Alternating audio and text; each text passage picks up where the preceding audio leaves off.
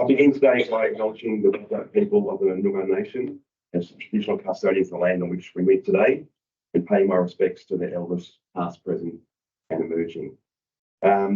So welcome everyone to this candidate session. In particular, welcome the candidates. What we're going to be doing today is have a 5-minute speech from the candidates, and then we'll follow with the Q&A session. Just a couple of quick things. We're going to be recording the session, audio and visual. If you don't want to be seen, the 2 back rows are the places to be. And the recording will be posted on the town's website after the session.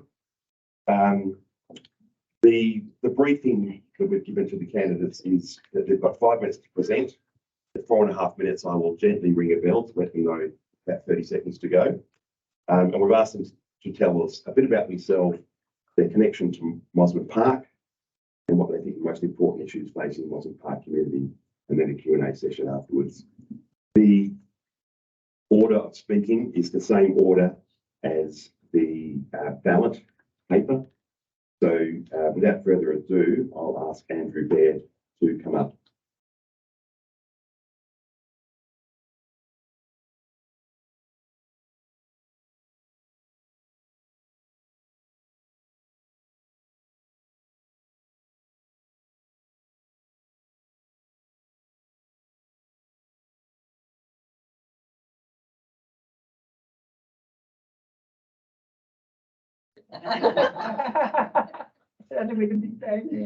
Thanks for the opportunity, and I'd like to start by thanking everyone for attending today and being engaged in our local election. I confirm I am keen for election for another 4 years, and I'm seeking your support in that endeavour. When I first nominated 6 years ago, the hot topic about town was the dog policy. A well-attended and slightly angry community meeting took place in this very room, standing room only. Council reviewed the policy, and after wide consultation and some tweaks, an amended dog policy was voted in. I believe that policy is working well now, and I believe that's an example of local government doing things well. This week, a new hot topic has arisen: kids riding BMX bikes in the bush. The matter is so hot, our mayor was interviewed about it on ABC radio yesterday. I'm sure we all agree that no one wants trees chopped down, but we do want kids to be able to play and ride bikes. Our mission now, and as quickly as possible, is to bring all the parties together to find how and where we can accommodate kids playing in the outdoors as they should. I'm confident we will find a way forward on this hiccup. Always a hot topic is crime and safety. No one wants to feel unsafe, especially in their home. And sometimes the town, and that includes the councillors, come in for criticism when bad things happen. It's an important topic for me, as I chaired our Safety and Security Community Group for 4 years. We look for solutions. We installed a fixed CCTV camera tower in the Boundary Road Leighton Battery car park. We purchased a mobile CCTV tower on a trailer, which is moved from hotspot to hotspot as required. The town offers residents a rebate up to $250 on new home security devices, including CCTV systems. We believe CCTV to be an important deterrent. Traffic speed is another concern. And to educate motorists, we installed 50km/h signs at entrance streets. 2 dedicated flashing speed signs have recently been installed, one in Lockie Street and the other on Mackay. We purchased a mobile trailer with a happy sad face speed display, which is used all around the town. I don't have all the answers, but I'm always keen to hear of new ideas that might help. The following 3 subjects I believe are important to many people. 1, waste. Recent changes in our waste collection will save us all significant costs over the long term, with the added benefit: no waste to landfill. Underground power. We have scoped and costed the project. There is no silver bullet. The costs are significant, and while we want underground power and we know the benefits, it will take time. Memorial Hall. We have a new tenant establishing an arts and culture program based in Memorial Hall. It's an exciting project and one I'm particularly keen to be involved in. Like many others, I'm sure my kids grew up participating in activities in Memorial Hall, and we all love the movies. 3 things I'd like to achieve in the next term. 1, Glyde Street. The time is right to really focus on the attractiveness and pedestrian friendliness of what we call our town centre. New apartment buildings have been completed in Glyde and further new buildings are already approved. The town needs to do its bit to enhance the streetscape by making it both attractive and safe for pedestrians. Mosman Bay. This wonderful location appears rather unloved at present, with Mosman's restaurant closed and the proposed development on that site postponed for such a long time. I know residents feel the area is a lost opportunity. The river wall itself is looking tired and is listed a high risk for the town should it fail. I think after Glyde Street, the bay is the next area for a bit of attention. 3rd point, groundwater. My 3rd priority is that we aggressively approach hydrozoning and or eco-zoning of the town's parks. For context, the town's groundwater allocation has been reduced by 10% effective July 28. So we have 4 years to achieve that target. I say we should aim to beat the target and put our town at the top of the sustainability list. We've already made a start with the new Genders Park Master Plan just published. What is our biggest challenge for the next 4 years? Undoubtedly, it is to protect the amenity of our residents and their enjoyment of their suburb when the WA Planning Commission, an instrument of the state government, has control of the approval process for major developments. It is major developments that have the most impact on their local environment, and our town council has little power to regulate them. The good news is we have one of the best planning teams in the state working in Mosman Park, and these staff excel at protecting our interests. As a council, we've embarked on modernising our town planning framework for best advantage to deal with infill pressure. Despite these efforts, I say it's still a challenge. In closing, I'm not on a campaign for radical change. I'm for keeping the great things about Mosman Park great and for improving the things that might need improvement. And I'm for finding out what the majority of residents want, so please let me know. If you want to know any more about me or discuss issues, I'm always available by phone or email. Please contact me, I will respond. Thank you for listening.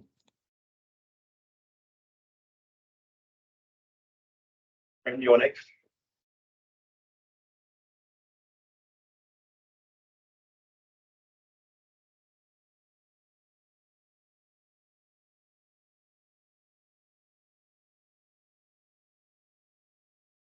Good evening, everyone. And it's the first time I'm on stage, so forgive me if I make any mistakes.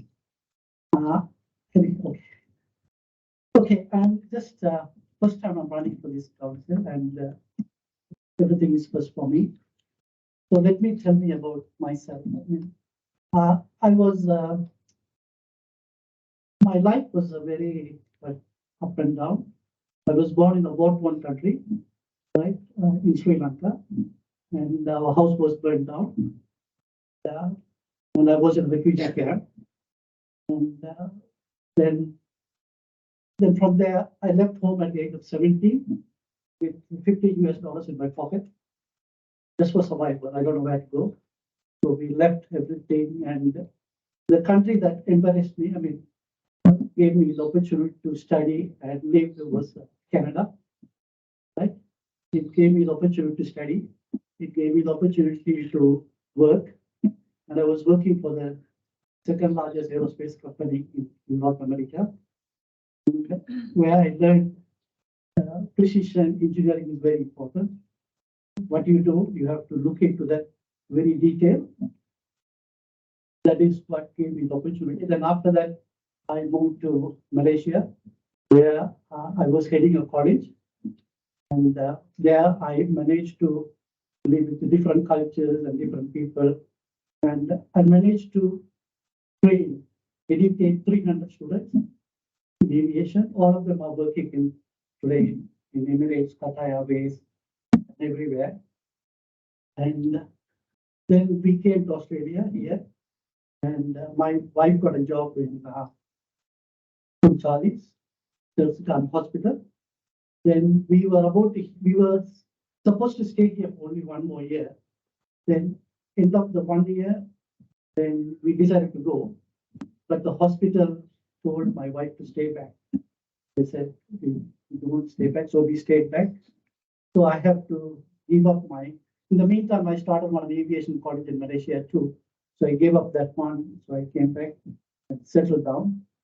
And this town gave us the opportunity to what you call live a beautiful life. My 2 sons went to Scotch College, and all 3 children went to primary, Protestant primary. And first time, what made us to stay here is school, because when we walked into the school just for 1 year, school, the principal, not the principal, one of the secretaries there, she immediately took them inside and gave the uniform and everything, not very asking nothing. They said, where are you coming from? Nothing. Straight away, they gave the opportunity for my children to study. Then after that, my neighbors, I was living in Blight Street. All my neighbors gave, my children where to study, where to go for the sports, what sports to do, what schools to go. Everything, the society gave everything to us. And I'm very much thankful for that. And I'm very much grateful for that, because if this is not the opportunities given by this town, I wouldn't have been in this position today, right? And I thank all of you all, whether you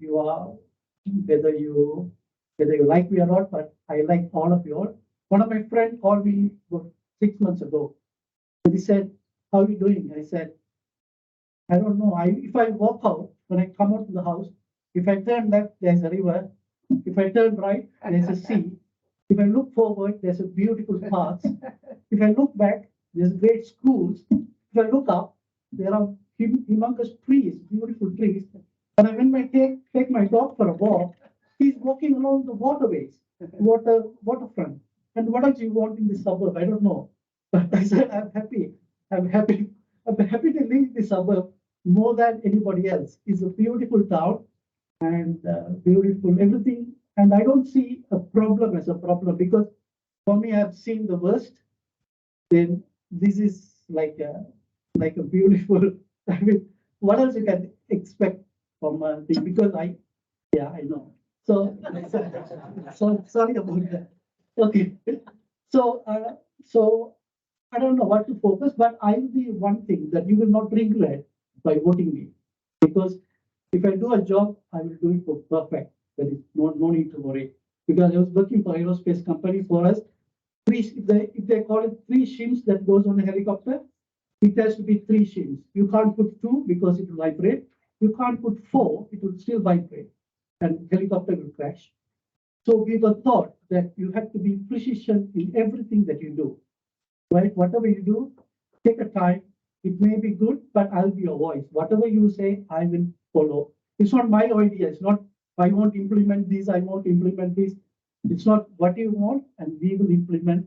As a counselor, we'll consult and we will implement what you like to be addressed, and it will be addressed. If you have any questions, please don't feel free to ask me. I didn't write anything, but I just came in simply talking. So I don't know what the first time, but I like all of you all. Take care. I love you all.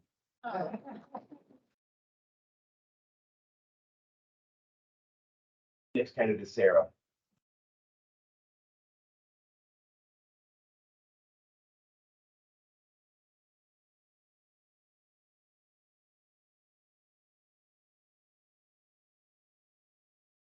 Yeah, good afternoon, everyone. My name's Sarah. I grew up here in Perth and graduated from Murdoch University. I moved overseas for 6 years, living in the UK and USA, before returning home in 2016 for my job as an engineer in the resources sector. I moved to Mosman Park in 2018, so 5 years ago, and I really love living here for all of the reasons that Prem described. It's a fantastic place to live. The river and the beach are obvious, but the sense of community, the parks, the trees, the shops and the amenities are pretty great as well.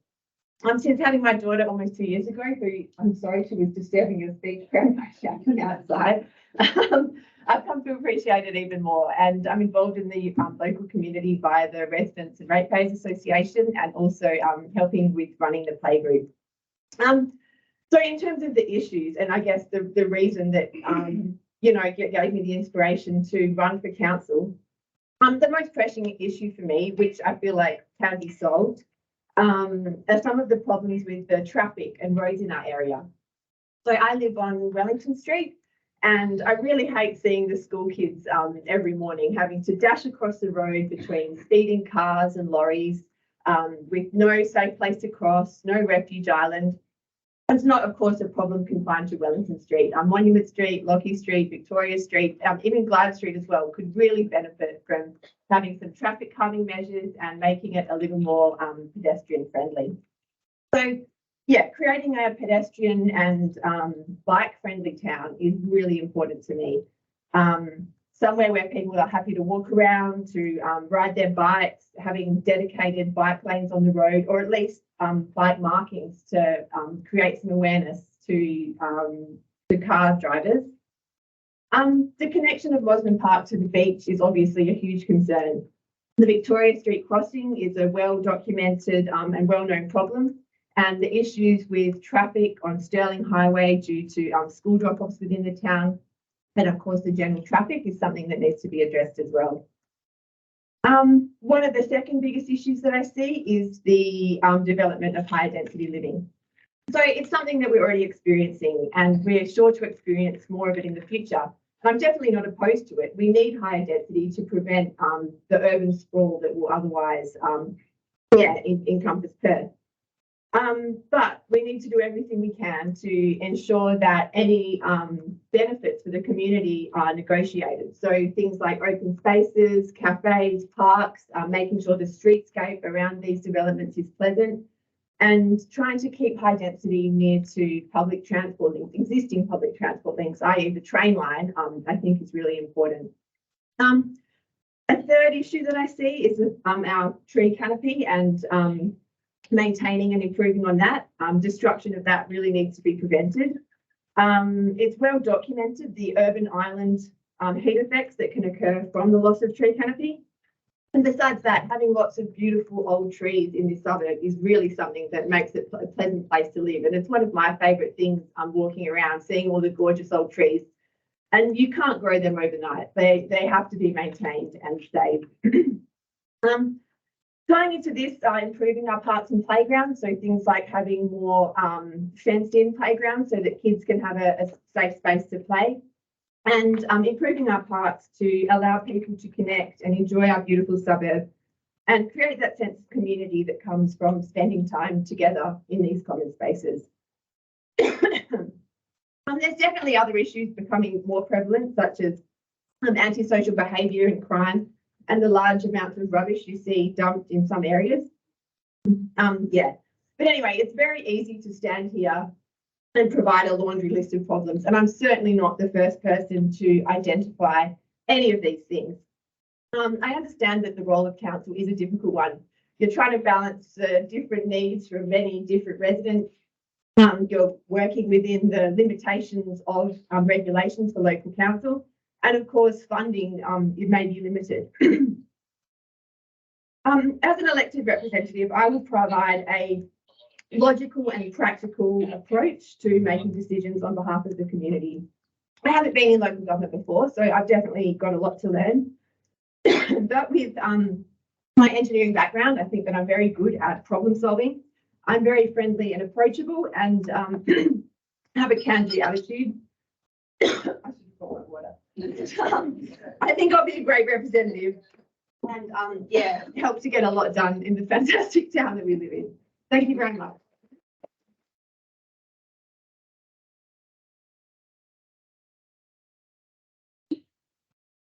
Next candidate is Russell.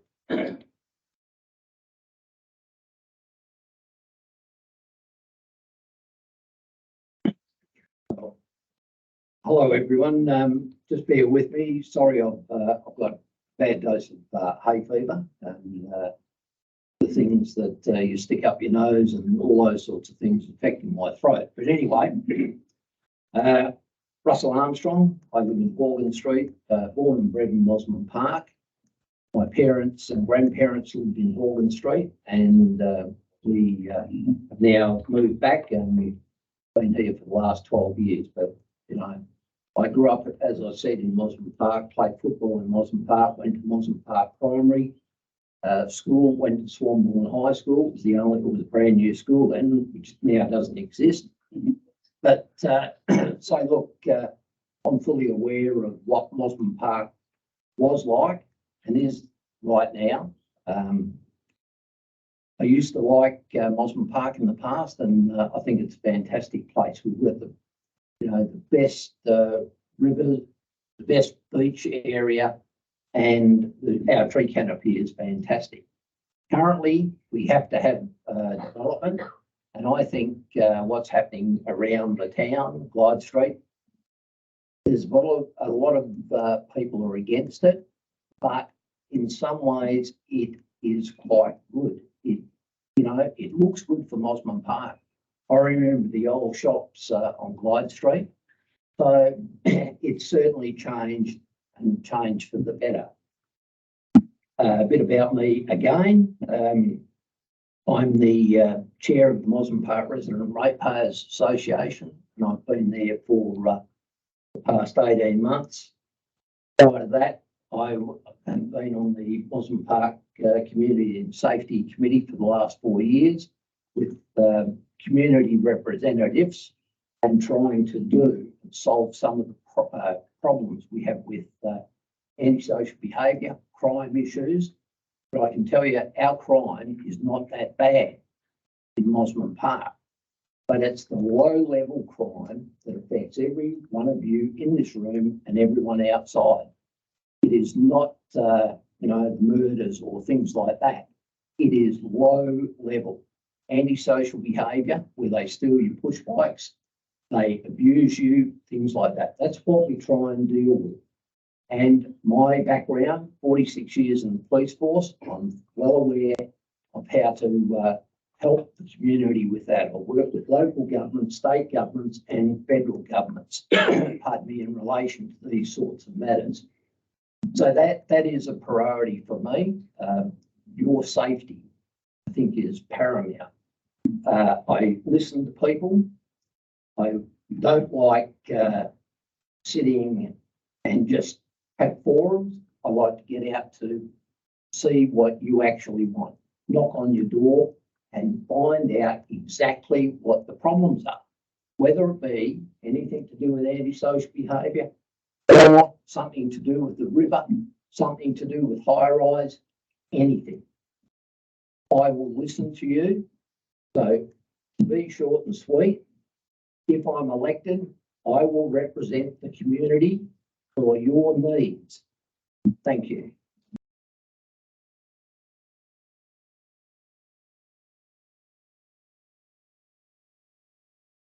Next candidate is Andrew.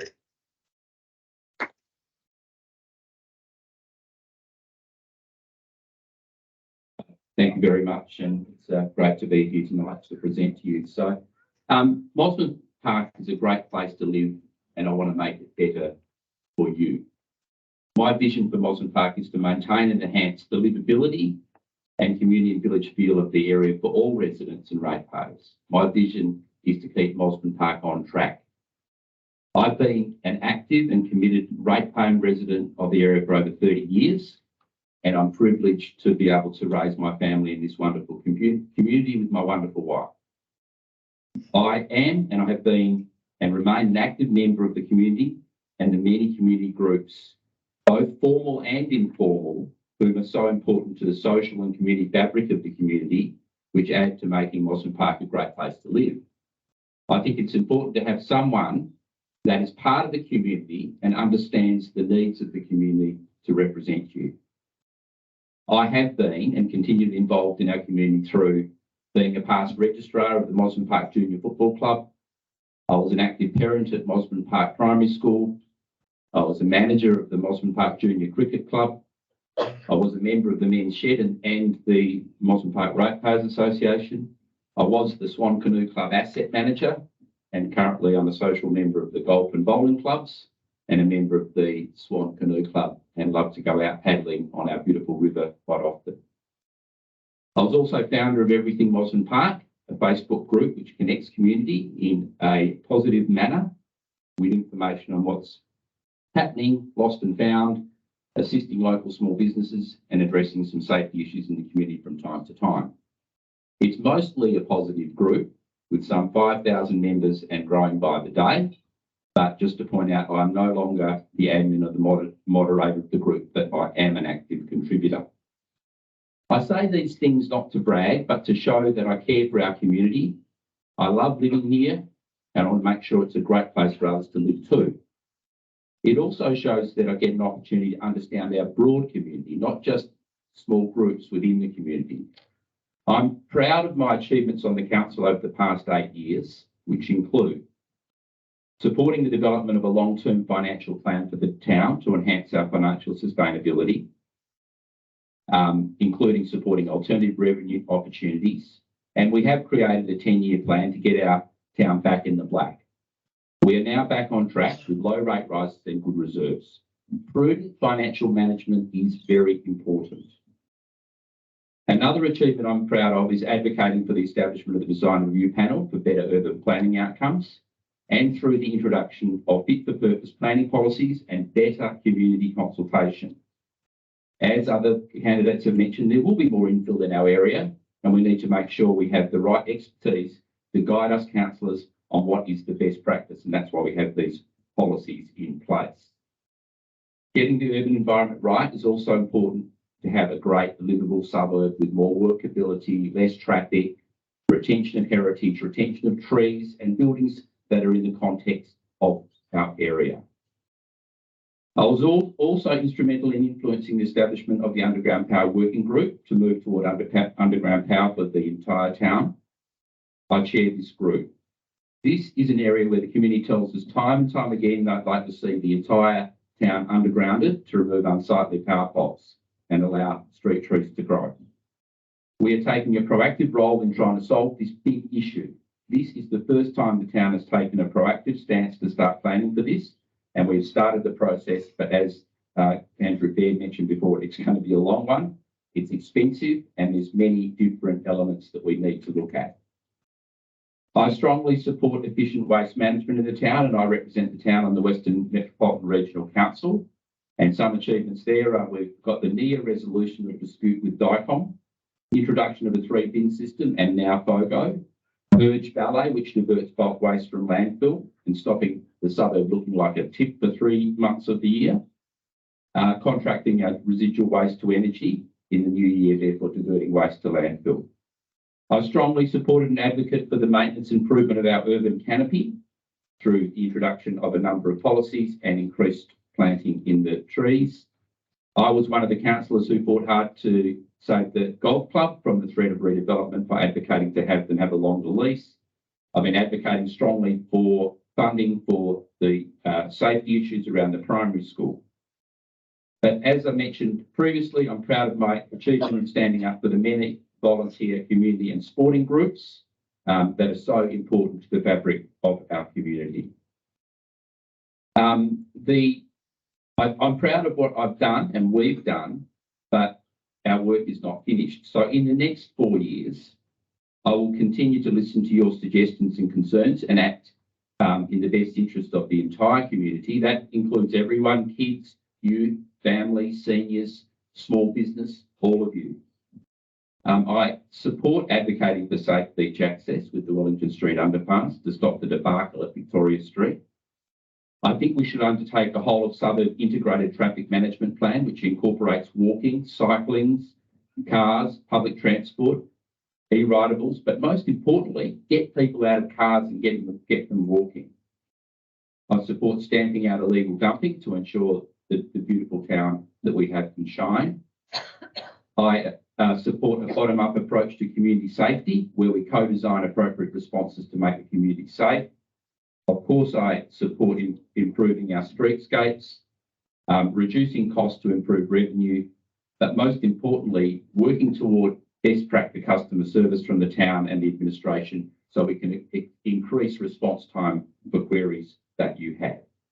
So I thank you for the opportunity to speak to you this evening, and I hope that you will vote for me to continue to allow me to influence, support and advocate on issues which will result in Mosman Park being the best place to live in Western Australia.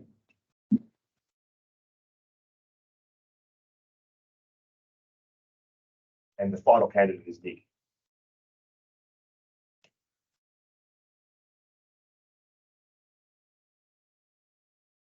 It's always tough being last, and I've just got off in the car and driving up from Dunsborough with my two kids, so excuse the exhaustion and the lack of preparation.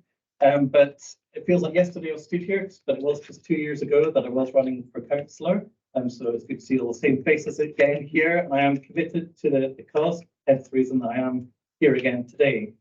Other things I'm committed to, with my 5 and 8 year old this morning, I was surfing down at in Yellingup, as well as mountain biking for the last few days. So I do have active kids, and I think what is good to bring to the council is a different demographic. Even looking at the audience here, we don't actually have any parents here from the school because they're all on school holidays, either down south or in Bali at this particular moment in time. So I think that's one thing I'm very keen to bring is the school community and different demographic to the council. My commitment to the school, as an example, is 3 years as the P&C president now. So every day I am at school drop-off and pick-up, listening to the school community. We have 450 kids there, plus another 50-odd children at the deaf school. So I do speak to them as well as the teachers on a daily basis. So I am fully engaged with that element of Town Mosman Park. I also do live in Buckland Hill, so I'm fully aware as a user of the tennis courts, and my kids do play in the bush. They don't mountain bike there because they can't go off jumps. But I am very aware of Buckland Hill and the youthful element to there and the challenges that causes, as well as the opportunities it raises. I also sit there looking over the One Skill factory, so I'm very aware of what the potential of infill and high rises will do to our homes. I'm also very aware of crime. Friday morning, we left to drive down south last week, and we have some renovations going on in the home. I found out that afternoon that the painter had actually had his wallet stolen from the window of the van. And that we live on a cul-de-sac in Buckland Hill, and yet that stuff is happening in the middle of the day.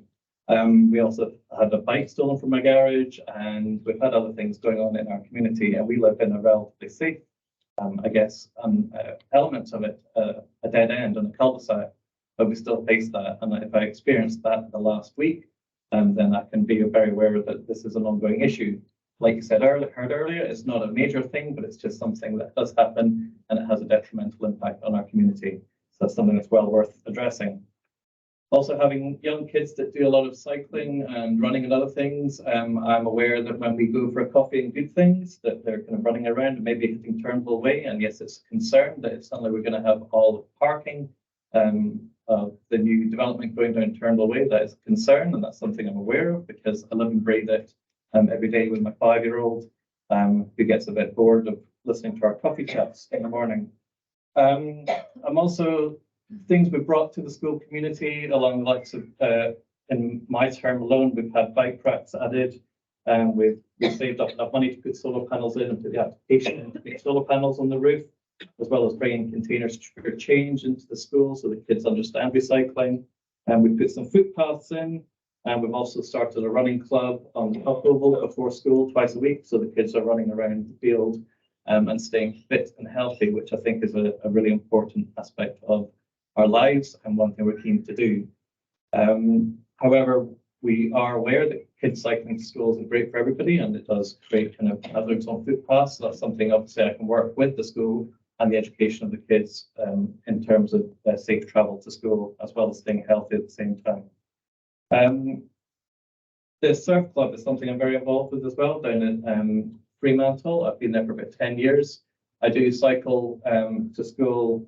Cycle to surf club with my 5 and 8 year old in a trailer with a surfboard, and we go down out of Buckland Hill, down that path, that footpath, across McCabe Street, across Darling Highway, and over the bridge, and then down at the traffic lights. So I'm very aware of how challenging traffic is and how it makes my heart race every time.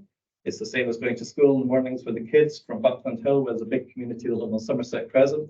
We cross Wellington Street, similar to Sarah, and it's terrifying that we have to cross that road on a laneway with no central island, and the kids aren't as controlled as one would hope, but the traffic is very much not controlled, despite all the best efforts that have gone in there. So all these challenges are things I'm aware of and I face, and I engage with the community. I would like to make sure that the school community is well heard within this, hence the reason the school is brought up, maybe on some of the banners going around the place. But I am very committed to the local community, as well as all the other things I do for work, which is a babysitting business, which has 400 babysitters around WA. And I'm constantly speaking to parents on that side of things as well. So excuse the ramble, it wasn't a well-written speech, but I just thought I'd give you a good indication of me and my history, and you may have heard it 2 years ago what I said then, which was a bit more eloquent. So thank you very much. Cheers.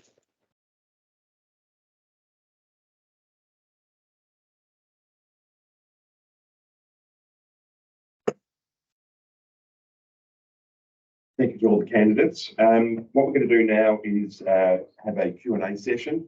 Now, I'm going to ask people to put their hand up, and Amy will bring a microphone to the people who want to ask questions. So we'll definitely be doing it one at a time. Now, you can ask the question to all councillors or individual councillors. That's what candidates. But all of the candidates have an opportunity to answer any of the questions asked. So who would like to ask the first question? Mate. I'm happy to. This way.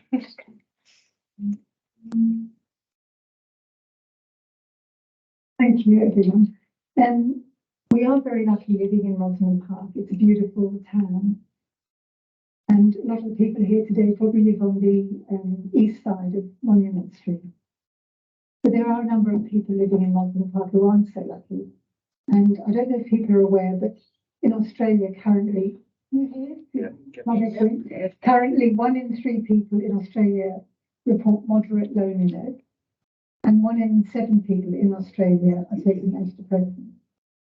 And anecdotally, these statistics are supported by talking to people in the community, even in Mosman Park. If elected, this is a question for all the councillors, would candidates support moves by council or by local groups to try and help alleviate the situation of loneliness, isolation and mental health issues?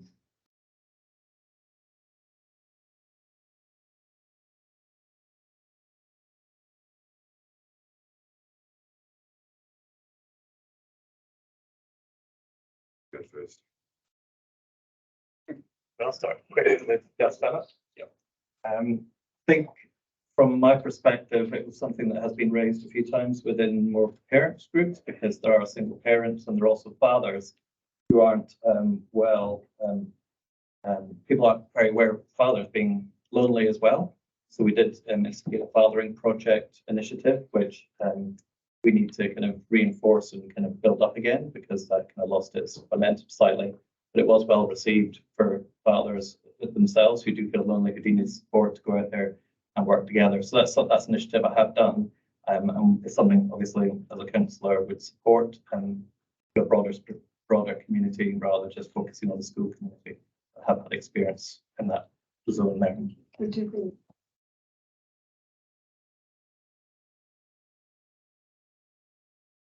Thanks for the question. I think it's a very important one. I think there is a lot of loneliness in the community across lots of groups that you don't even think about, even the younger youth with social media, even that creates a lot of loneliness as well. So I think that we should support any groups that are willing to assist in that area. And for me, I'm very much for council allowing people to get on with things, getting out of the way and letting people get on with doing these things from a grassroots approach, rather than council taking initiatives on a lot of time, because sometimes they don't work if governments and councils take it on. So I really support local groups taking on these sorts of initiatives to resolve these issues.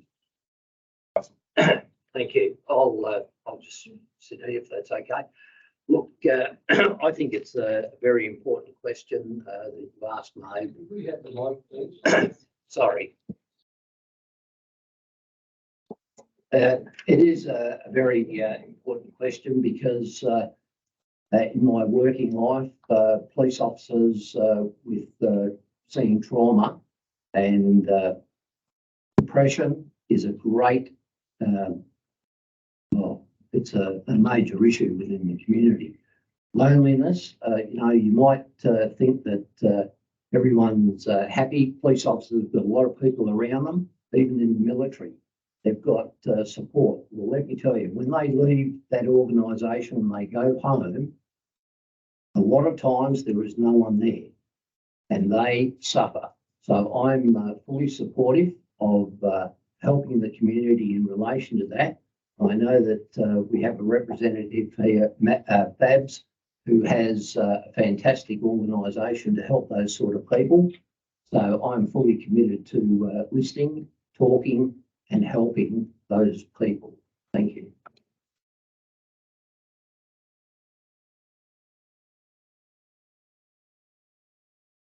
All right.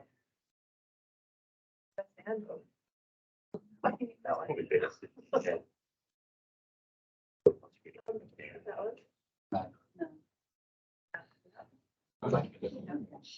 It just takes a second to kick in. So right. Yeah, I'm also very, very supportive of any initiatives to help prevent loneliness or mental health issues that can arise from that. From my own personal experience, having a young child can be a pretty isolating and lonely time, and something that really helped me during that time was the play group as a community group. Having that chance to connect with other mums, have a chat that's not necessarily always about the kids really made a difference to me. And I think it just highlights the importance of community groups.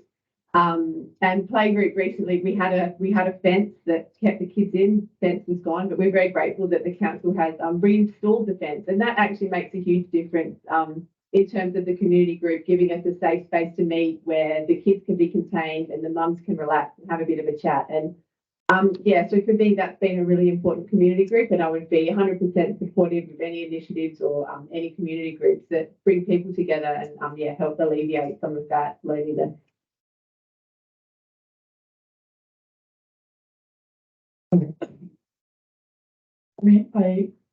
One week ago, my wife told me that regarding this one. She said out of 3 prescriptions she writes, one will be regarding this depression and this one. And she was telling me that it's very alarming situation in Australia because of the prescriptions that she writes comes like that. Then we were discussing what can be done for that. What is the solution? Then one of the reasons, the solution, this is my view.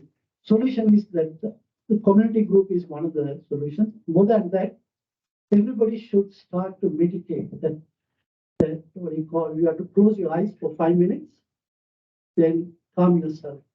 Once you do that every day, 5 minutes is enough. Once you do that, then what happens? You learn to think within yourself. That means you are within you. You look within you. Once you start looking within you, the universe becomes yours. That you becomes like everything becomes yours. Then that's the time that you overcome these depressions and everything. And for us, normally what we do is early morning when we, after the shower, we look at the sun. And what we say is, Sarvame Jayameva. That means let the entire universe be prosperous. That means when the universe becomes prosperous, that means the world is not because for me, world is for everything, for the ants and the trees and the plants and everything. So when the universe becomes prosperous, then everything becomes prosperous. So we have to look, this is a very, it's not very hard. Just close your eyes and think nothing, just blank. Think nothing, don't think anything, just keep it nothing. That means it's very hard to do that. If you don't think nothing, if you don't think nothing for 1 minute first day, 2 minutes second day, 3 minutes, and if you do it for 5 minutes every day, all the depressions and everything will subdue slowly, and you'll be calm. Because she was telling medications, she was writing medications all the time. These medications will keep on increasing the number of medications. that you write 5 tablets and becomes 6, 7 all the time. I wanted to cut you off on that one. Oh, sorry. Thank you, mate. I think a very good question. And if I could just make one thought, which I think is sort of a positive for us. Town of Mosman Park is one of the smallest local government authorities in the state. And I think the potential for council to be involved in a local initiative for us is actually probably more achievable than in a lot of the bigger councils with huge populations. Some as many as 200,000 and we've got less than 10,000. So we all tend to know each other and I can see potential and I think, yes, council should be involved. Thank you for the question.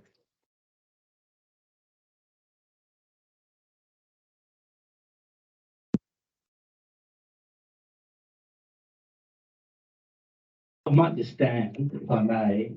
Look, the question I have is probably quite a personal one because the reason I haven't continued on council is because it has been a lot of work if you are going to do the job as it should be done. And I don't want to not do the job unless I can do it properly. And so the question I have for the candidates is, you are going to be faced with a lot of materials that you're going to have to try and get on top of. And it can be very easy to simply go with the flow and adopt the recommendation and join the chorus of the majority. It takes a lot more effort and it involves some stress if you're going to disagree with your fellow councillors, or even more so if you're going to disagree with the recommendation. And that can require a lot of work and consideration in terms of the detail to get to that point. So my question is, for each of you, do you have the time, do you have the energy, and do you have the mental and emotional fortitude to do those things?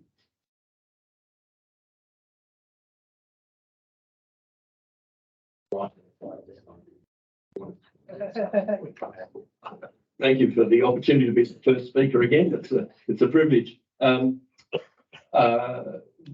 answer is my circumstances haven't changed. I've been a councillor for 6 years. I fully understand Rob's question and where it goes. And so in answer to the question, I'm probably better placed than candidates who aren't already councillors to say, you have to judge me by my track record. So thank you. So, yeah. I'm doing nothing actually. Nothing means I do share trading. So most of the time I'm free.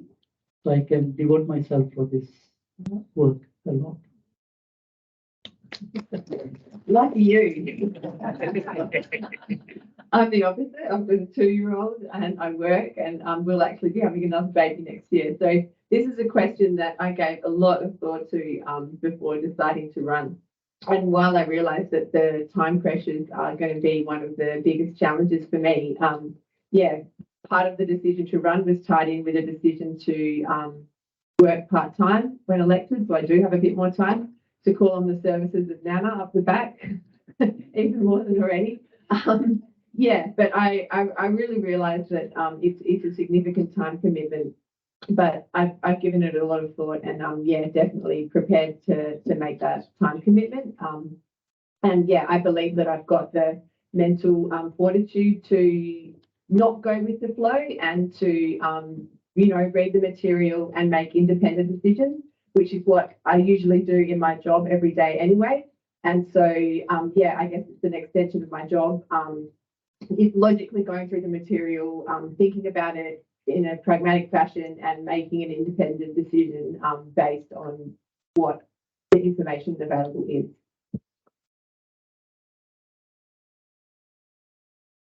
I think after 3 years as the PNC president, I've been enacting Switzerland, where I've been in the role where you have to receive all the feedback, and I'm actually championing the bit to get in the stage where I can be a questioner or bringing up issues, because I think that is something that I've, as also as the chairperson of two boards, I was very much sitting there and managing the discussions rather than actually being able to throw my own weight into certain discussions. So from the time perspective, I also have plenty of time available, although I do have a 5 and an 8-year-old.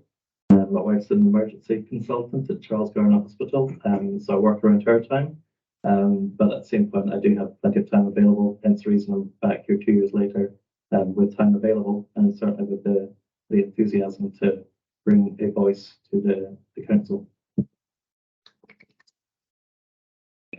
Thanks, Rob. It's a really good question, and it's an important question that people do spend a lot of time thinking, reading, discussing, listening, responding, and eventually making a decision, and not just a decision, not just an easy decision to follow the flow. I think my track record of 8 years on council has shown that I do have the time, the capability, and the mental fortitude to be able to deal with those sorts of aspects.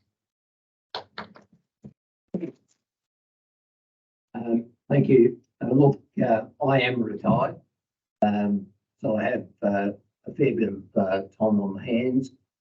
Being an ex-CEO and president of the WA Police Union, I can tell you, talking and having a board of 15 people, especially police officers, you challenge everything and they challenge you.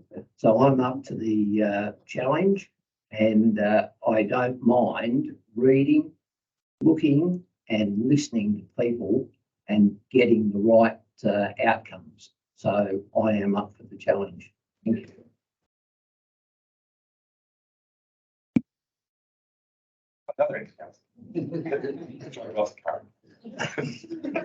It won't surprise you, Mr. Mayor, but I've got lots of questions I don't think you'll allow me to ask. But the first one is specifically for Nick Loney, please. Nick, you have clearly stated on your advertising, in both flyer and sign, that your first priority is the school. I'm rather surprised about that, because I am interpreting that as a perceived bias, because you're the president of the P&C. So what is it about the school that motivates you to stand for council when the school premises are owned by the state and run by the state's education department? How can residents rely on your impartial vote on anything about the school? That's the first thing. And the other is, will you remain as P&C president?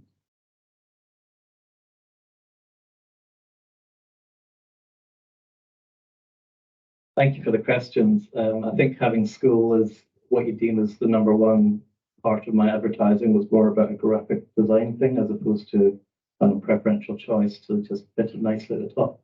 And however, I think what that relates to is just bringing the voice of the school community to things, as opposed to the school building itself, although I have obviously been involved in certain discussions around the school and the building, but I'm appreciative more around the challenges faced dealing with the school, the Department of Education, Town of Mosman Park, and all the other facets involved within that. So it's more expressing an experience of the school and the community and the engagement I have with the families there presently. And that is more related to the definition of me putting school on my piece there. And to be honest, with the P&C presidency thing, I feel that after 3 years, there needs to be fresh blood brought in. So taking on the role of councillor is an exit strategy, if nothing else, because, as you say, there will be conflicts of interest that I don't want to be bringing to the table. But I'll still be actively involved in the school because I'm going to be there for another 6 years. But yeah, to the P&C role, I think, yeah, I'd happily pass it on to some younger people that can bring new perspective to things to ensure the energy remains there. Thank you. Sure, no other candidate. Then we can come back to you, but we'll just see if we've got other questions. Gentlemen here. Yeah, I'm interested in the Victoria Street situation. Could you give us an update on where we stand at the moment and what more can the council do to have something actually happen there? Could you just be a bit more specific when you talk about the Victoria Street situation? Oh. I think I know what you're Yeah, talking well, about. it's been mentioned a couple of times tonight. But I have to cross it regularly and I find it a very dangerous situation. In a matter of time before there's a serious accident there. And I think it needs to be progressed, the suggestion regarding Wellington Street.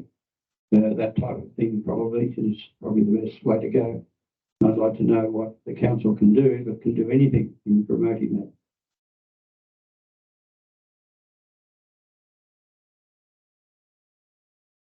Thanks for the question. It is a very important issue, the safety issues around Victoria Street. The idea of an underpass at the end of Wellington Street to be able to close that crossing has been around for a long time. Before my time coming on council, so I've been on council for 8 years. But what we have managed to achieve in the last number of years is to raise this issue to the top of the table by advocating to the state government and having meetings with ministers for planning, ministers for transport, and to get this on the table. And we need to get it into the forward estimates so that the government can provide significant funding for that. And we've come a long way in the last couple of years on this particular issue. There's a lot more advocacy to be done with the appropriate departments, politicians, our neighbouring councils and the like. But I think that it's something that we need to maintain that momentum on doing that to eventually get that dangerous railway crossing closed and the underpass at Wellington Street built.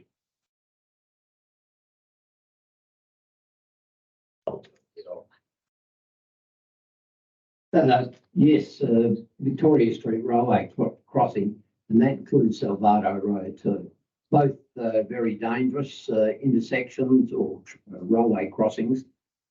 I am all for a tunnel done correct from Wellington Street to Curtin Avenue, but I don't mind knocking on doors of every political party because we have a local member. We've already spoken to him through the Mosman Park resident ratepayers in relation to the railway crossings. The trouble is main roads don't seem to want to do anything. They don't get back to you. So it's time to actually go and talk, as been mentioned, to the planning minister and the Department of Transport minister. They are the ones who will make the final decision. But let me tell you, the final decision will come when the residents of Mosman Park or Cottesloe start jumping up and down in relation to both these extremely dangerous situations of Victoria Street and Salgado Road railway crossings.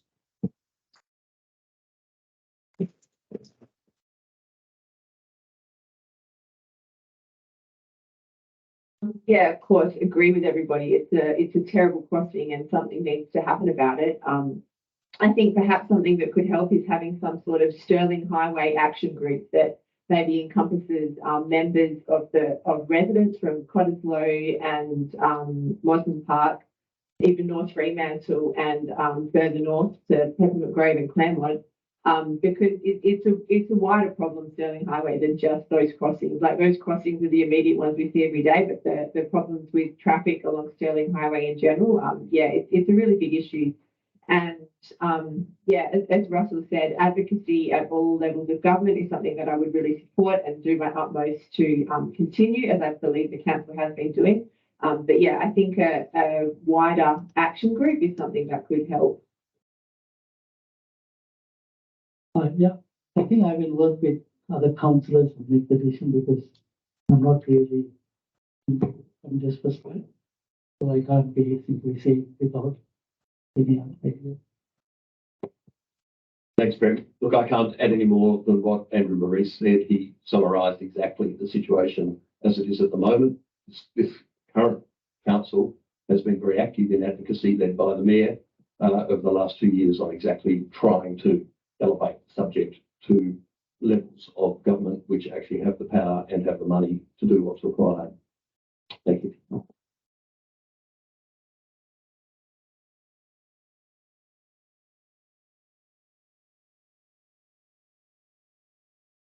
This is probably an open question to everybody. I've lived in Mosman Park for a very long time. Started out in Glyde Street, talking about the underground powering. When they decided to put underground powering there, we were given a choice. We had a meeting at the council. Everybody in the area was invited and asked, did we want the bill paid directly or did we want to put it on our rates? If we paid it up front, we got a 10% discount, but it was put on our rates over a 3 or 4 year period. Now, I haven't heard that discussed at all with the new proposals to do underground power. There are many, many ways you can get it funded. You don't have to sit and wait. The other issue that I'll leave you with is Glyde Street. You all mentioned we've got high rise and it's valuable for the whole area. It's not. I live there.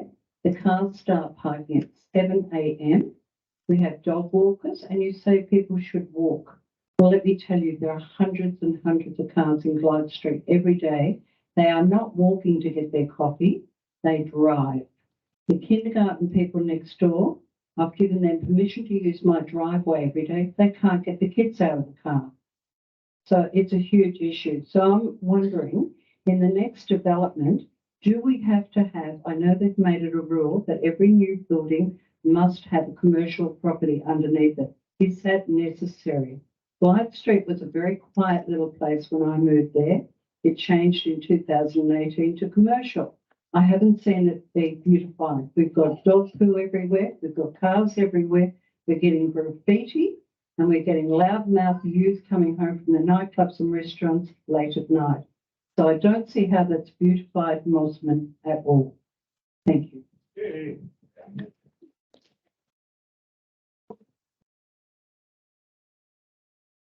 Thank you very much for the questions. I'll take it as 2 questions. Firstly, on underground power, I understand exactly the options that had existed, and certainly for any future underground power project, those same type of options is what would apply. Residents would most definitely be required to contribute and probably the major part of the cost. I said in my talk earlier how expensive the whole project would be. Working out what percentage is applicable to each property and then offering different payment options would certainly be part of the plan. On Glyde Street, I also spoke a bit about Glyde Street and the need. I think I said the time is now right for us to attend to some beautification. And I mentioned pedestrian, making it pedestrian friendly. And the reason I use those words is that I drive Glyde Street, I would suggest once or twice every day. And we've just lived through 2 years of building works on your side. And we're looking forward to another 2 years of building works on the other side of Ecclesbourne. And the parking, I understand. The 2 crosswalks that were put there by the builders, I saw, and they were very horrifying. I wouldn't want to really walk across them in busy times. So I understand the street and what you're saying. I don't have all those solutions, but I do think some moderation is now ready. And I think the council, I'm sure, will have a strong inclination to get involved and do something now. I live in Glyde Street and I just moved about 2 months ago from there. It was 10 years ago when we moved in, it was very quiet and very nice, beautiful street. Now eventually it became very, the traffic and you can't even take the car out from the parking, your driveway, because you've got all place, keep on cars coming and everything. And that something needs to be done, but I don't have any powers to do that right now. So once the councillors decide and everything, and they have to listen to the residents, what the resident wants, and we have to address what you all want us to do more than what our intentions. I think that's what we should do. Yeah, I agree. It's all about listening to what the residents say. And I think from what's happened at Glad Street and the obvious issues that's created with traffic, we can really learn from that in terms of any other developments planned. And it's really important that we take those lessons and don't make the same mistakes again. Yeah, but of course, I will continue to work with the council, if elected, on all of these issues such as Glad Street. Thank you. Yeah, I think on the issue of underground power, it's something that's been popped up a lot of times in questions to me from families at school, and a lot of them have said I would happily spend the money to get underground power in my neighbourhood because it's going to raise the value of my property. That's something I'm prepared to do. So I think that's an opinion that's shared widely within the community I speak to, but certainly I'd like to broaden my own horizons and understand the full scale of that. Similarly to Guide Street, I've only just stopped taking my kids to the kindergarten on the street. So I don't understand the issues that happened there. Yeah, exactly. So I was watching the whole development going up, so I'm not very aware of it, although I don't actually use, I don't go there anymore.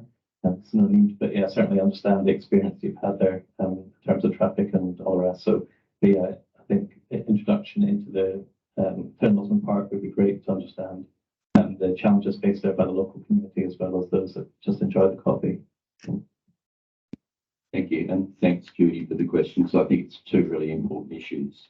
With respect to Glide Street, it has been difficult for the past number of years because of the construction that has been going on. But I think that it's now time that we do some works, even though there's going to be a little bit more construction going on there.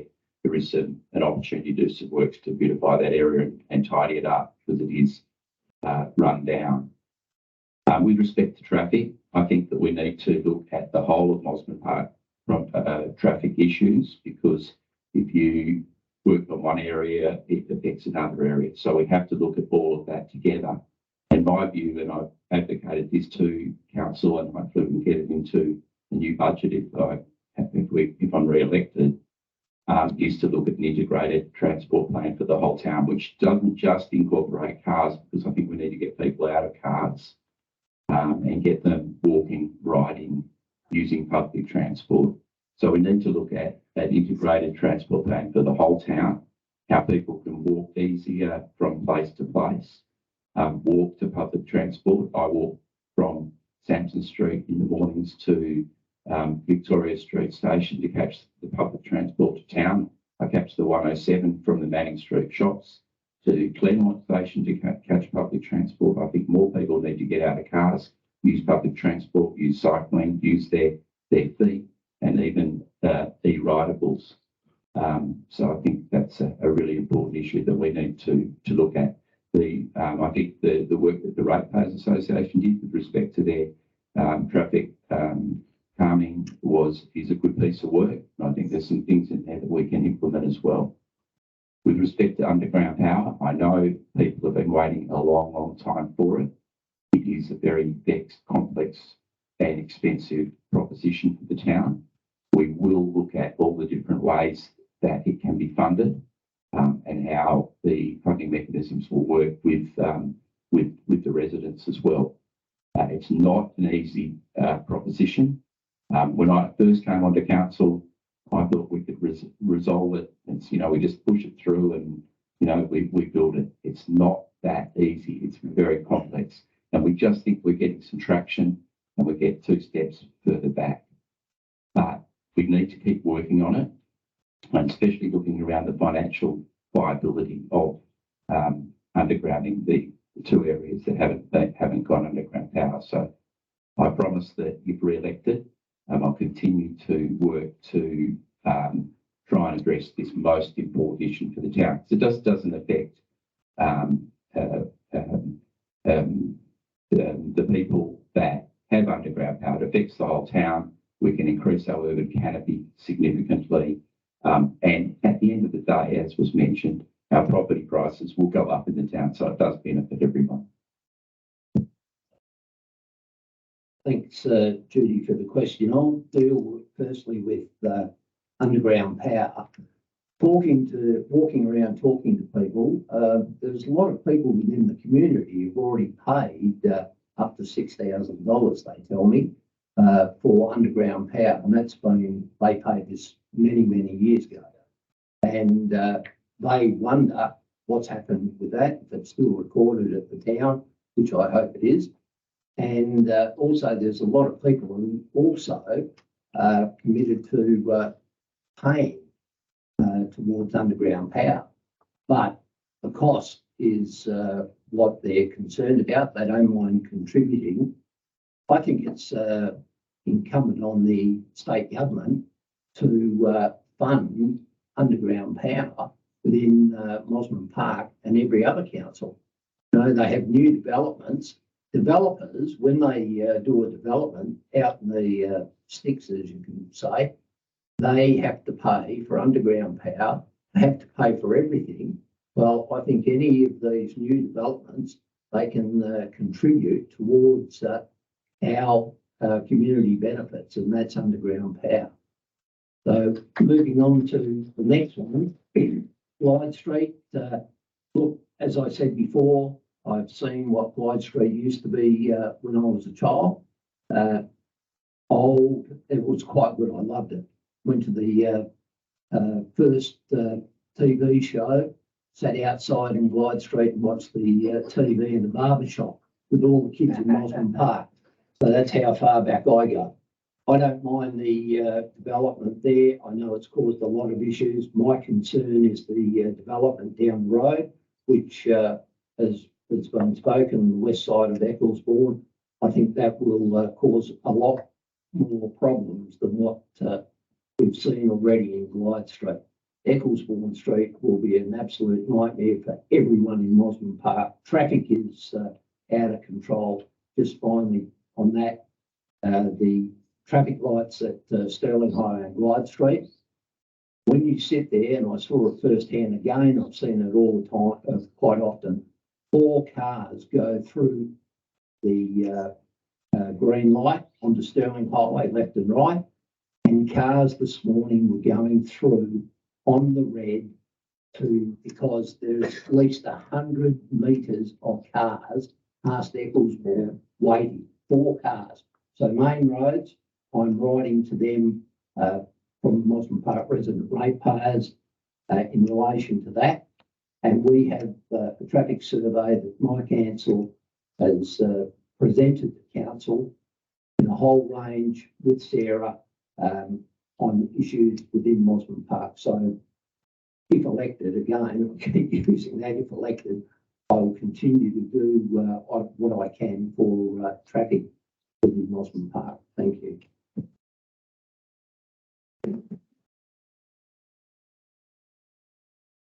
Agenda.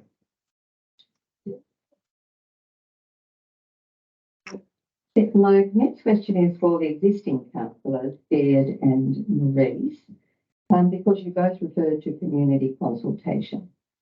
I was a councillor for nearly 11 and a bit years, and we talked a lot about improving consultation.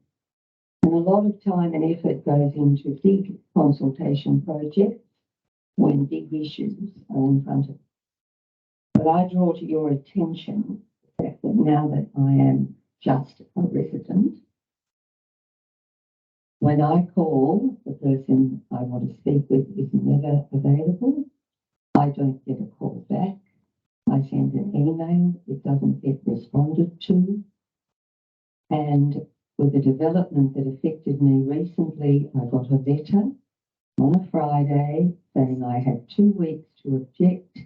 Please come and make an appointment to see me and discuss this. And when I rang on Monday, that person had gone on leave for 2 weeks. I think there are grassroots issues here that are not being properly addressed.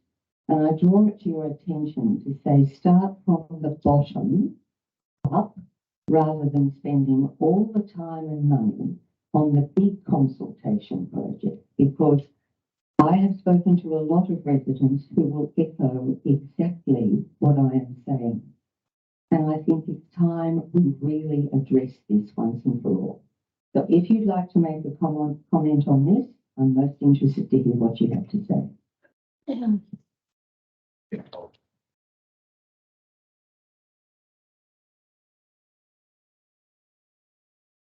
won't believe what I'm going to say, Zenda. I agree with you.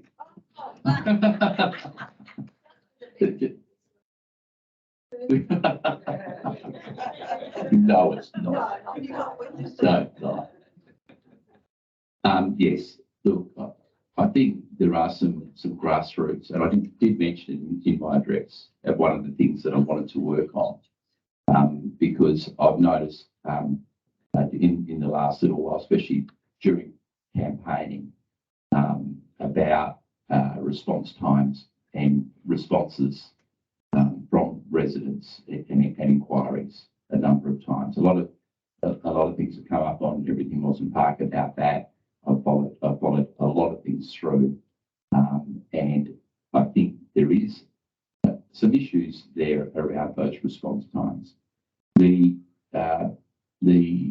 administration has implemented a new ERP, Enterprise Resource Program, some computer systems, etc., which probably have had some teething problems as well, which probably need to be worked out. As you're probably also aware, the town has, some significant staff turnover. As a little town, we always have experienced that. So sometimes people need training and things like that, but it certainly is an area that I think that we need to do some work on. And I have been talking to the CEO about those very issues very recently.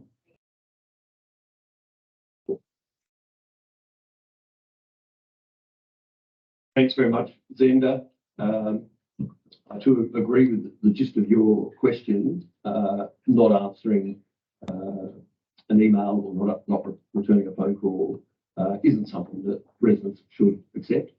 I was campaigning on Saturday morning before the grand final down at Coles, and I had a resident that I think is not here today speak to me about the same issue. And my response was two options. If you find yourself in that situation, why not contact the CEO straight away? Go to the top, because it shouldn't be acceptable. There might be any number of reasons, but let the CEO take up the cudgel. Or alternatively, contact a councillor. Don't wait for an election, which happens every 2 years. Contact your councillor straight away. You've got 7 councillors. Our email addresses and phone numbers are published on the website. We're very easily contactable. And Andrew Maurice won't mind me saying this, but he and I and other councillors do put forward exactly your concern. And I guess if we're hearing about it and if it's not being addressed, we'll elevate it with the CEO and expect better performance. You started off talking, because really we're talking about customer service. That's what we're trying to get customer service right.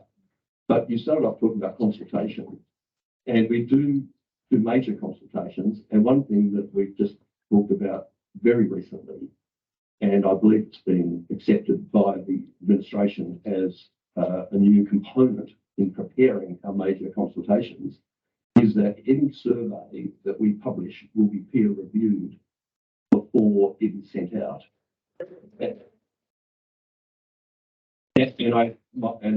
I'll be corrected here if I'm not correct, but I understand the peer review would, or at least could, and I think should, include one councillor, so that you've got different eyes looking at what goes out from the town to make sure it fits the bill. And so I'm pretty sensitive about that. I'm very keen to hear if people have problems, and I'll take it up. But I suppose that the other thing I'd like to say is that I've had quite a lot of contact with our front counter, and I guess the front counter is the face of the town with the public. I don't think I get special treatment because I'm a councillor. I'm often standing in the front and I see other residents come in and be dealt with. And I must say that the staff on our front desk, I think, are really top class at the moment. Good. Glad to hear that.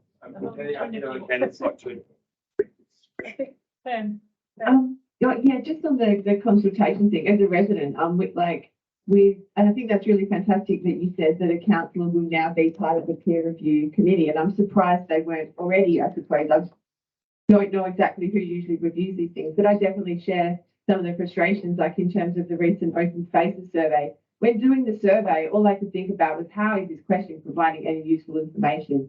It's, for example, a vague question, I don't know, like, do you like open space or something along those lines? Whereas I think if we're spending all of this money doing surveys, we want to have something that's concrete come out of it, where it's a clear indication of what people want, as opposed to something a bit more vague that doesn't actually give us a clear direction to go in. So, yeah, being on part of a peer review for such surveys, I think that's a really fantastic thing for the council to be doing.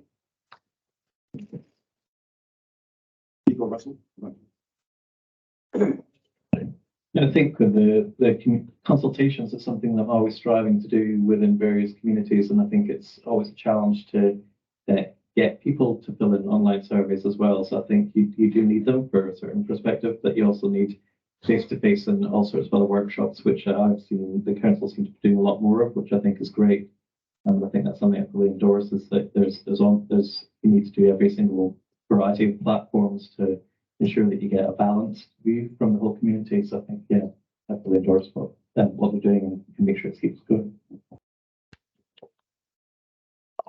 Look, just quickly, all I was going to say is if you haven't got councillors involved in the survey, and this is not knocking the town, but if you put a survey together and you haven't got your councillors or whoever involved in it, you're going to put the questions that you want the organisation to hear, not what the people want. So going to what Andrew said about having consultation with having councillors on there is the best way and the only way to go.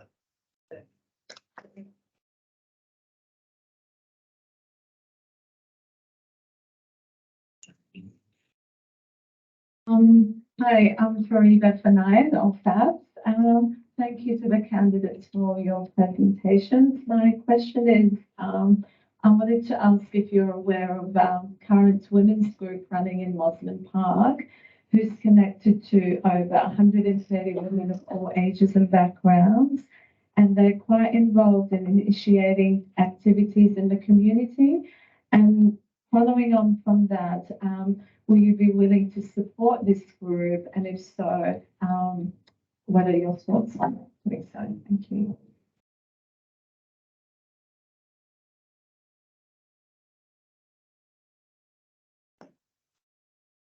Thank you, Fabs, for the question. Yes, I 100% support your organisation. We've done that through the Mosman Park resident ratepayers. I have been to one of your meetings and very well run, and I think you do a fantastic job. I think it's important. We talked about it before, about people being lonely, depression, things like that. A group like Fabs, what she's doing for women within the community is fantastic, and I think we can all learn from that. So thank you.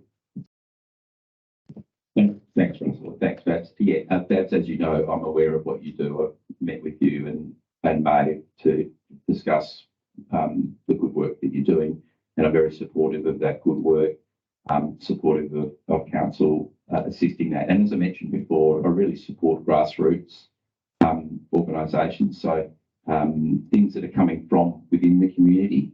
So that's why I'm a great supporter of community groups to get on with it and do their things, whether it be, you know, the Men's Shed, the Ratepayers Association, the Swan Canoe Club, you know, all of those different groups. I think those groups are, you know, even the play group, all of those groups are good. They're self-managed, they're run by themselves, they're run efficiently, and I think that's a really good thing. And so I really support those grassroots groups.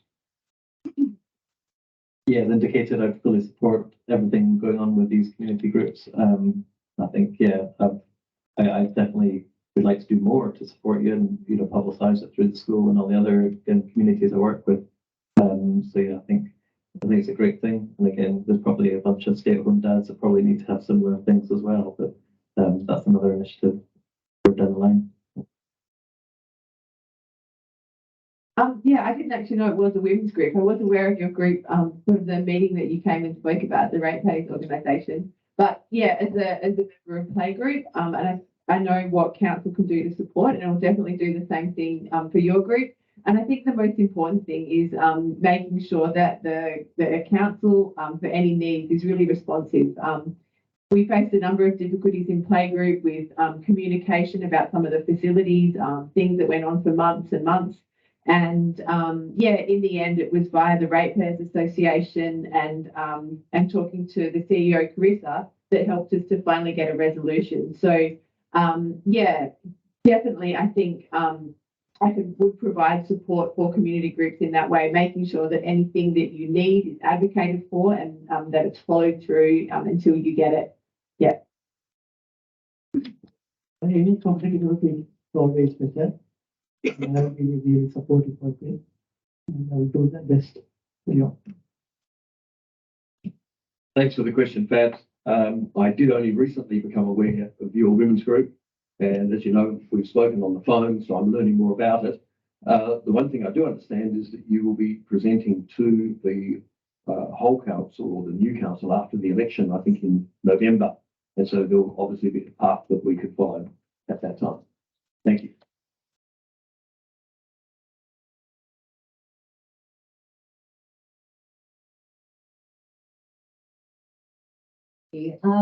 Wednesdays. I'd like to probably put this question to Andrews, and then maybe some of the other candidates might like to give a very brief response. But I'm asking how you may guide, if you are both elected again, the new candidates. Over the last few years, there's been some big community issues that have kind of gone a bit pear-shaped. So just a couple of examples was the lights that were originally for Davis Oval, and then I believe they're in Tom Perrott now.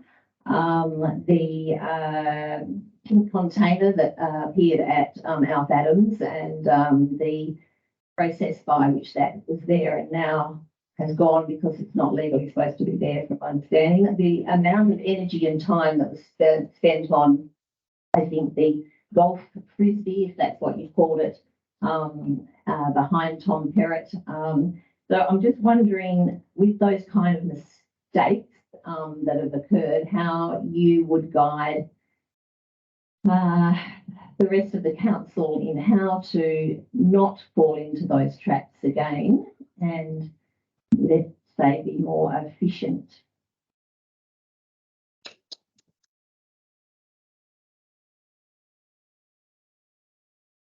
Thanks a lot, Gwen. When I was first elected, I was presented with a lever arch file, which might have been called the Councillor's Induction Manual, I think. And there's a lot of legislative requirements to get your head around. And that file sort of documented all the things that I needed to do and all of the things I should be aware of and important forms and so on. So I think the administration has a sort of a package which would be updated from election to election as a sort of, as it's called, an induction manual to help new councillors come up to speed with that aspect of the job.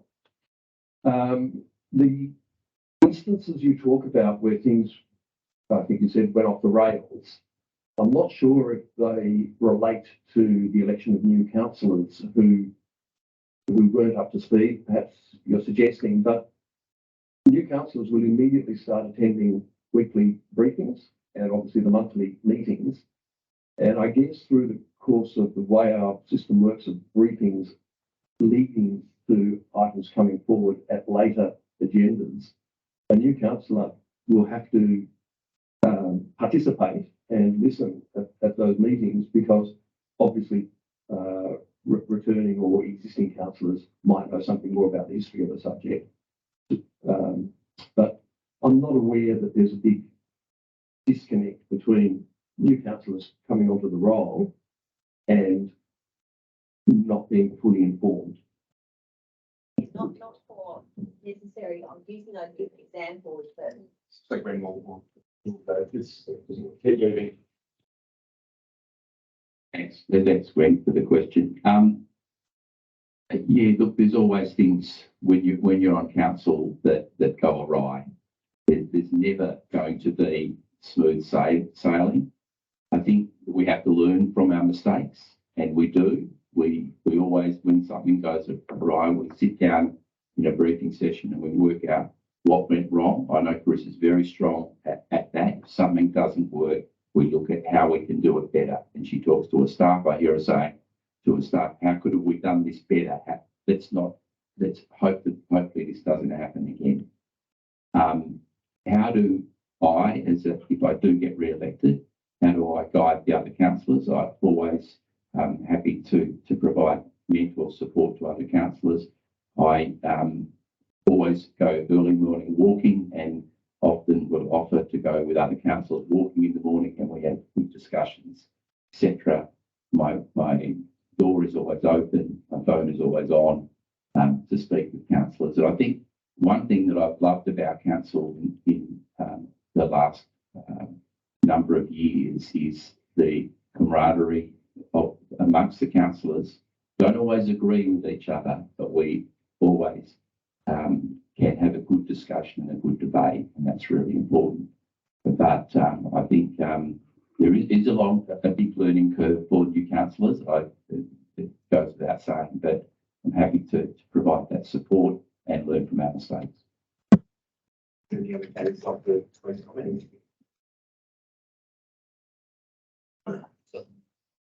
Well, just quickly, I think it goes back to the earlier questions in relation to challenging as a candidate, you or a councillor, you must challenge, whether it be what the administration put forward or what residents put forward. You have to have healthy debate. You have to challenge things and come to a consensus. Now, that is very important. You just can't flow with the tide, because let me tell you, you could be flowing the wrong way.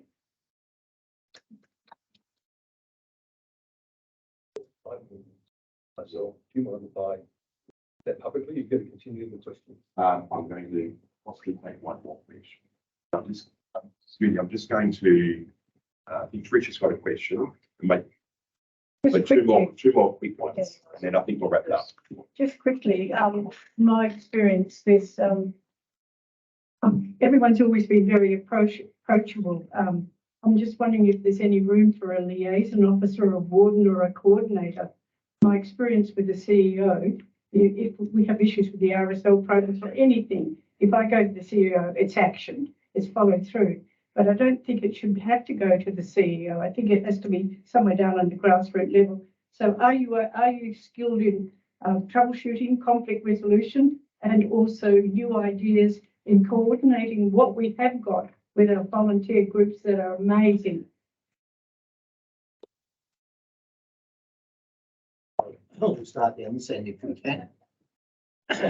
Totally agree. I think everyone seems to think that they can send an email or ring up the CEO. I also agree with what was said before, councillors, emails, phone calls, but I think there should be some form of liaison within a council group, and that will be up to the new councillors, but have a liaison person or person. Yeah, look, I agree that everything should not be escalated to the CEO at the first opportunity. And the way that I always deal with residents' issues is I ask the resident to email or ring the council in the first instance. And if they don't get any response, then I'm happy to advocate on behalf of the resident. And most of the time, they do get a response. But it's those times that we were talking about before that things fall down through the cracks. I mean, the administration deals with many inquiries, so, and many inquiries get dealt with the first time every time. Some do fall through the cracks, but I think we do have a couple of issues that we need to look at the moment. Thanks. Yeah, I mean, I appreciate Carissa's position because as a president of PNC, every parent in school wants to come to me with ideas and thoughts and ideas that they see. I think you should do this, and they always want to be in on my votes. I can't do everything. So it'd be great to have an admin staff to be able to shuffle those ideas onto other people. That's certainly something I experienced and I sympathise with, and I think it's great to have be able to understand the community and have face-to-face contact with them to hear their issues and ideas. But I certainly think you do need to have some form of cycling, otherwise you become overloaded and lose time yourself to be able to do the job at hand. Yeah, the only thing I really have to add is that I think we could use a bit more clarity in terms of what we're supposed to use. Like there's these various apps like Antenno and the other one, SnapSense, I think. But then we often hear that, oh, actually the best thing to do is just email the town Mosman Park, email admin. So yeah, having a bit more clarity, because I know I experienced frustration in being told to use those apps, report things many times by the apps, nothing happens. And by that time, you are quite frustrated. So I think, yeah, some clarity from the council in terms of exactly what you're supposed to do. And if that is just email, then so be it. But I think that would be really good and help as well. I think if we have this common email, this all the inquiries come to that particular email and all the councillors should be able to access that email, then they should be able to address those issues maybe. That's one of the. Thanks, Graham. Trish, I don't think I can add any more. Very happy to talk to you on the phone anytime if you've got any more questions. Yeah. And I'm really sorry, everybody, but I've got a critical deadline at 7 o'clock tonight in Mount Claremont, and I'm going to have to excuse myself. But if the questions continue, please feel free to contact me at any time, and I'll take anything else on board. And I'm sorry.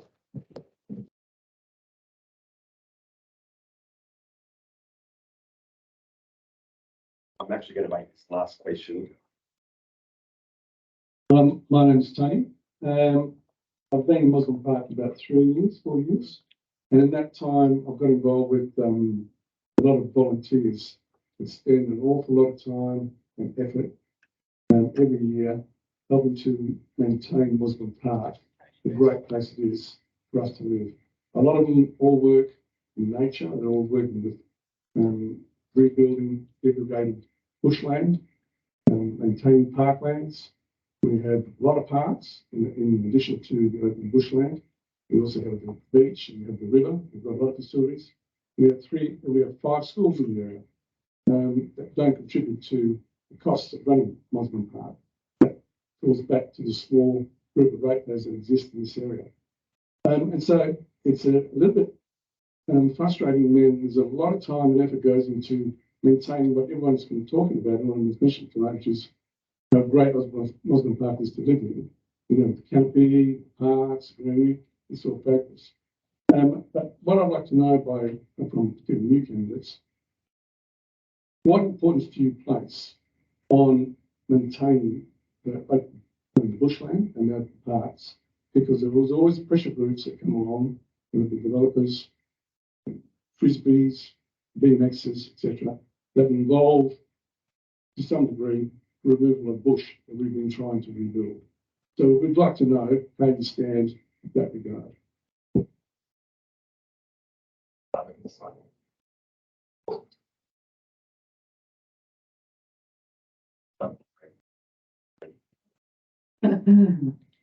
I mean, well, I agree with what you're saying, but it is not, I don't know whether it should be our decision to address the issue without consulting the other councillors and existing councillors. As a community, I think we should look into all these issues that you addressed. So then whether it can be implemented, whether it can be addressed, I'm not sure. So I should. Yeah, I definitely support keeping the bushland that we do have. And I understand that there's lots of pressures from different groups to use it for various things.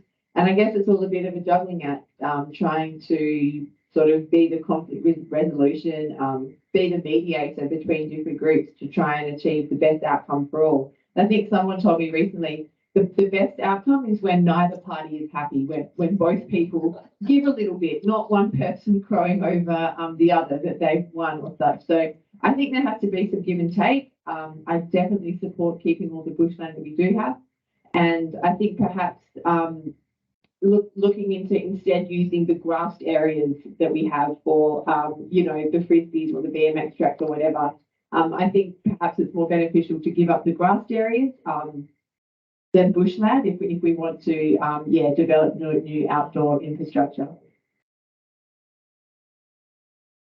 Yeah, thank you for all the work you do with the volunteers and yourself as well, because I appreciate it's not easy getting people to come along and help out in these things.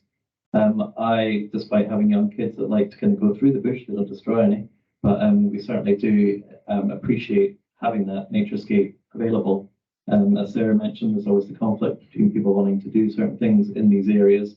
But certain areas, like Sarah said, with the grass areas, I think there's better allocation of those spaces that could be used for the kids rather than a huge queue of them jumping to go off that little skate ramp next to the oval, and that's all they do.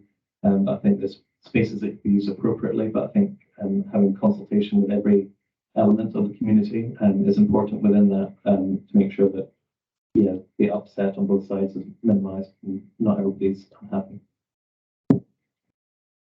Tony, I agree with you that the private schools in the area should pay something to contribute to our communities. I think you're spot on there. They should be, and we have advocated and will continue to join Wildra in advocating for them to contribute to our community because they do use our resources.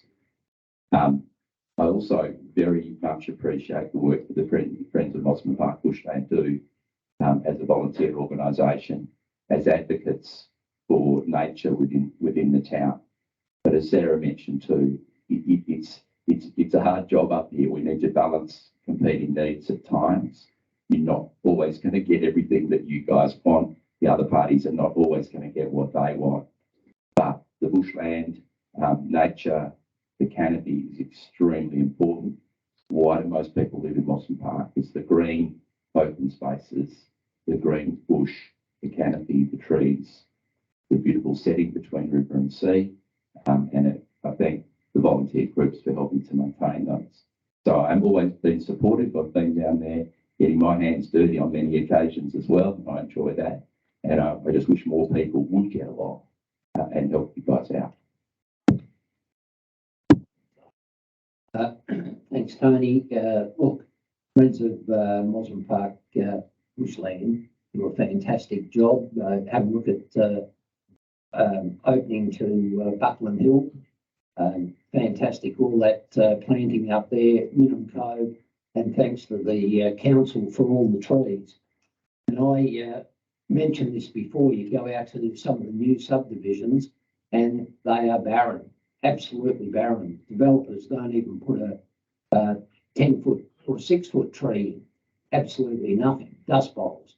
So totally support it, your group, and I think Mosman Park has a fantastic green space, but there is always a solution to work with people. You have to consult, you have to talk, you just can't go and do things yourself and then all of a sudden because something's, you've done something and the council come along and say you can't do it, i.e. the BMX track in the bush, you can't cut trees down, you can't do that. Come to the council, talk to people because there is always a solution. You just can't do it yourself. So look, I'm supportive of what you've done in the past and will continue to do in the future. So thank you. With that, we'll wrap it up. So thank you everyone for all your questions. You might have a chance to corral a candidate or two in the next 10 minutes or so while you're grabbing a biscuit. Can I just get a big round of applause for all our candidates for their thank you. And you should also have your mail-in ballots by now. You do have an opportunity to do the voting in person on the day, but I'd certainly encourage you to get your mail-in ballots off your off your bench as soon as possible. Thank you, everyone.